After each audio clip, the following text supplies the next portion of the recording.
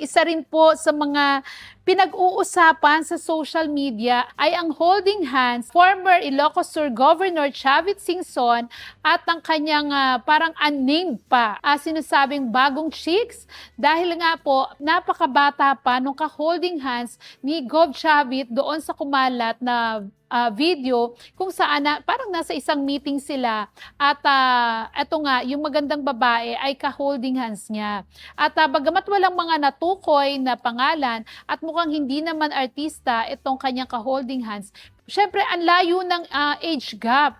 Imagine kung nasa 19 or 20 lang itong babaeng to to think na si Gov Chavit ay 84 years old na ngayon, sinasabing para nga naman niya ng apo itong kanyang ka-holding hands.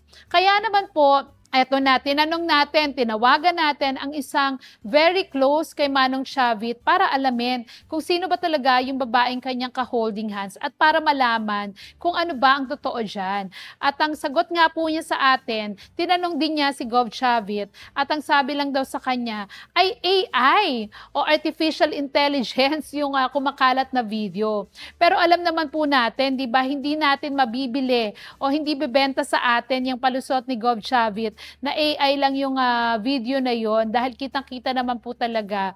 At may mga saksi rin doon sa table na kasama nila, di ba?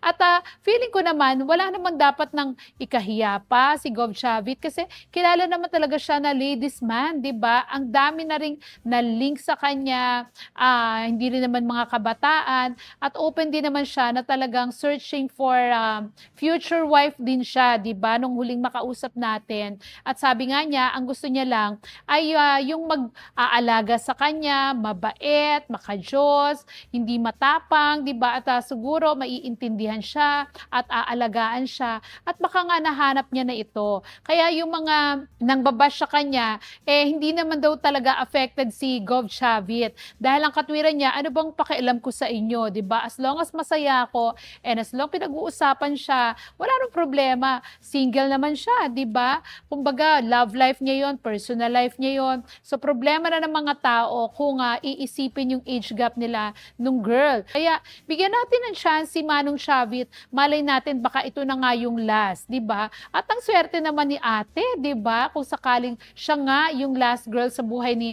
Manong Chavit dahil nako, napaka-generous po ni Manong Chavit Singson. At alam naman din natin, pagdating sa budget o sa funding, walang magiging problema dahil napaka-yaman po ni Governor Chavit Singson.